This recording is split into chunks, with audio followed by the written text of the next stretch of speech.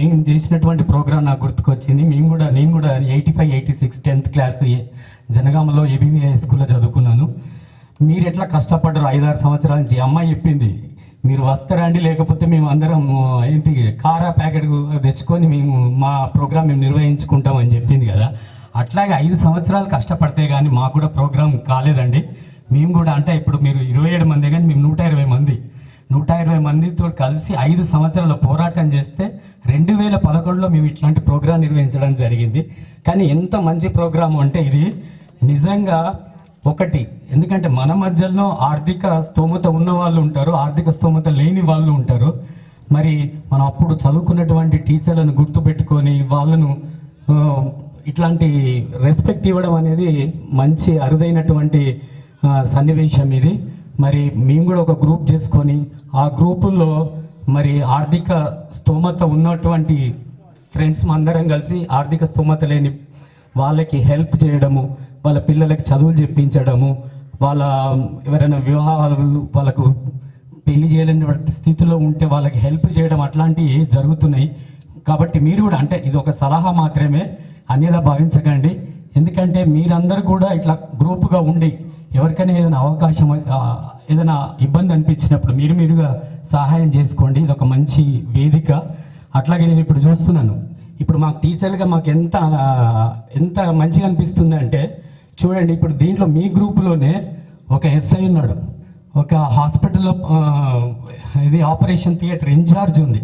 ఎందుకంటే ఈ రోజులలో మనకు అన్నీ ఉన్న హాస్పిటళ్ళల్లో మాత్రం మనం చూడలేనటువంటి పరిస్థితి చూస్తున్నాం కదా. ఠాగూర్ సినిమాలో చూసినాం కదా ఆ పరిస్థితి. మనకు తెలిసిన వాళ్ళు ఉంటే మనకి ఎంతో మోరల్ సపోర్ట్ ఉంటుంది. సో ఇంకా విలేజర్స్లో కొంతమంది నాకు మొన్ననే ఒక చిన్న మన సోమన్న నాకు పిల్లలకి ఎస్ఎస్సి ఎగ్జామ్స్ అవసరమైన చిన్న ఫోటోలు కావాలి అంటే ఎవరెవరు ఉంటారు అంటే మన స్కూల్లో చదివిన అబ్బాయి సోమన్న ఉన్నాడు అంటే సోమన్న విలువంగానే సార్ ఇట్లా పిల్లలకి ఇట్లా ఫోటోలు తీయాలి, వాళ్ళ ఆర్థిక పరిస్థితి మంచిగా లేదు అంటే ఏం లేదు సార్, వాళ్ళు ఎంత ఇస్తా అంత తీసుకుంటా, నేను మీకు వచ్చి హెల్ప్ చేస్తా అని వితిన్ 2-3 డేస్లలో నాకు నామినల్ రోల్స్కు అవన్నీ అందించడం జరిగింది. అంటే ఇప్పుడు చూడండి అంటే ఎంత పిల్లల మనకు మన ఊరు వాళ్ళు మన వాళ్ళు అని ఉంటే ఎన్ని హెల్ప్ జరుగుతుంది అనేటువంటి దీనికి ఒక ఉదాహరణ అని చెప్పచ్చు. ఇంకొక విషయము, మన ఊరికి బడి గుడి 2 కళ లాంటివి. గుడి అంటే అందరు ముందుంటారు హెల్ప్ చేయడానికి, ఎందుకు అంటే అక్కడ దేవుడు ఉంటాడు. మరి బడి అంటే బడిలో దేవుళ్ళు ఉండరా? అంతకంటే ఎక్కువ దేవుళ్ళు ఉంటారు. మనకి చిన్నపిల్లలందరూ దేవుళ్ళతో సమానమే. ఇంత మంచి గురువులు వీళ్ళు, గురువే బ్రహ్మ గురువే విష్ణు గురువు అంటున్నాం, అంత మంచి దేవుళ్ళు ఉంటారు. కానీ బడికి సాయం చేయడానికి ఎవరు ముందుండరు. కాబట్టి నా యొక్క విన్నపం ఏమంటే మనం చదువుకున్న రోజుల్లో మరి స్కూళ్ళల్లో అన్ని రకాల పిల్లలు ఉండేది, అన్ని వర్గాల వారు మంచి హెల్ప్ చేసేది, బళ్ళు కలకాలాడేవి. కానీ ఇప్పుడు వచ్చేసరికి ప్రభుత్వ బడి అంటే ఏమైపోయిందంటే అంత పేద పిల్లలు చదివే పిల్లలే వస్తున్నారు. కొద్దిగా మీరు ఎప్పుడన్నా మీకు అవకాశం వచ్చినప్పుడు మరి పిల్లల దగ్గరికి వచ్చి ఇప్పుడు మీరు మీ మోటివేషనల్ క్లాసెస్ ఇస్తే ఆ పిల్లలే రేపు మీలాగా తయారవుతారు. మీకు సందర్భము సమయం వచ్చినప్పుడు 1 గంట మా పిల్లలతోటి టైం కేటాయించండి. ఇది ఒక హంబుల్ రిక్వెస్ట్.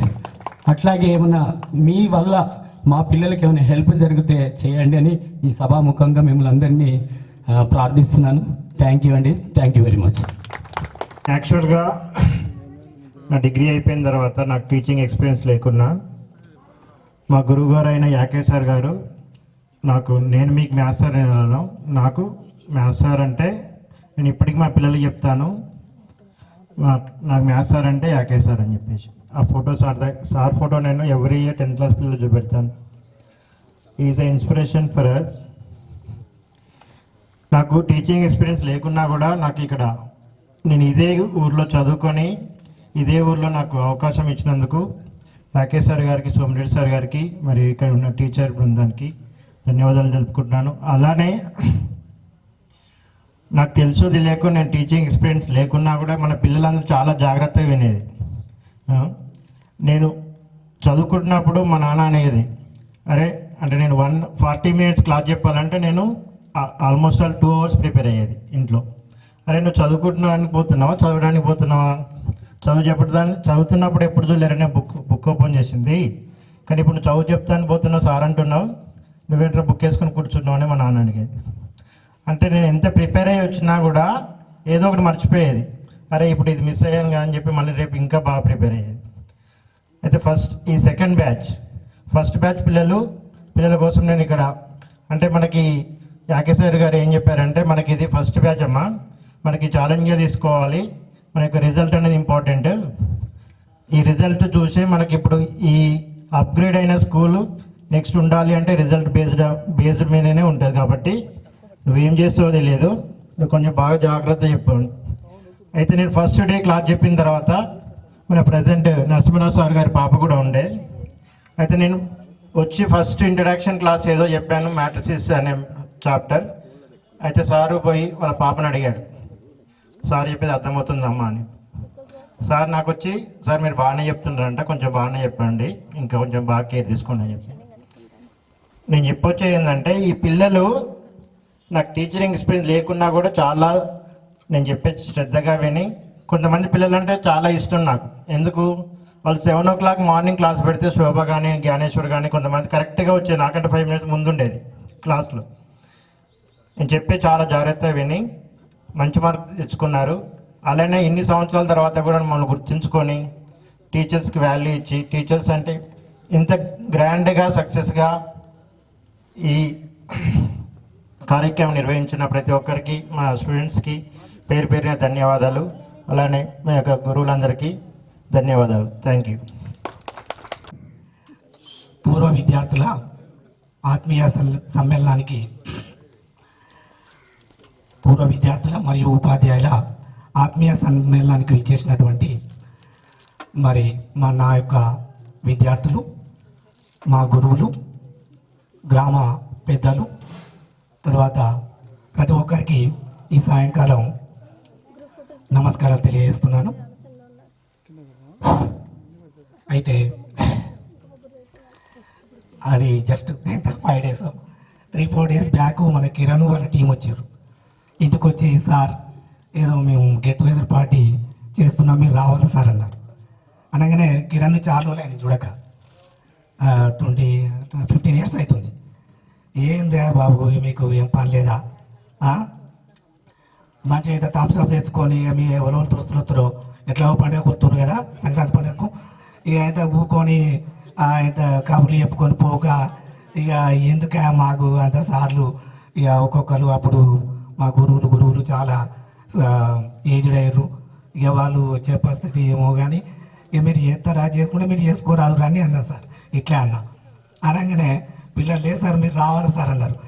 మీకు మీరు 3 నెలలు చెప్పినా మ్యాచ్ చెప్పినా, ఇక మీరు పెద్ద సార్లు ఉన్నారు వాళ్ళు మీరు బయట చేసుకోరు అంటే, ఇక ఏదో వచ్చి చేసుకుంటారు అనుకున్నా. కానీ ఇంత వండర్ఫుల్గా, ఇంత ఎక్స్ట్రాడినరీగా, ఇంత గ్రాండ్గా ఈ కార్యక్రమాన్ని ఇంత వండర్ఫుల్గా చేస్తారని అసలు నేను ఎన్నడూ నెవర్ ఎక్స్పెక్టెడ్ దిస్ ప్రోగ్రామ్. ఎందుకంటే ఇక రోజు కలుతూనే ఉన్నారు. కాకపోతే ఏంటంటే అమ్మాయిలు మాత్రం చాలామంది నాకు అప్పుడు చూసిన వాళ్ళే, కానీ ఎవరు కూడా నేను గుర్తుపట్టలేకపోయినా. అంటే ఇక్కడ ఉండేటువంటి ఈ అమ్మాయి 2-3 తెలుసు, ఈ అబ్బాయిలు ఆల్మోస్ట్ అందరూ తెలుసు. అయితే ఏంటిదంటే ఇది నిజంగా నేను ఇంత పెద్ద కార్యక్రమాన్ని ఇంత వండర్ఫుల్గా డబ్బులు, తర్వాత మీరు టైం స్పెండ్ చేయడం, తర్వాత ఇంత వ్యయ ప్రయాసాలు కూర్చి ఇక ఇంత గ్రాండ్ ఫుల్ సక్సెస్. నేను చాలామంది నాకు ఫేర్వెల్ పార్టీస్ ఉన్నాయి సార్, గెట్ టుగెదర్ ఉన్నాయి, రాడి సార్ అంటే నేను పోను.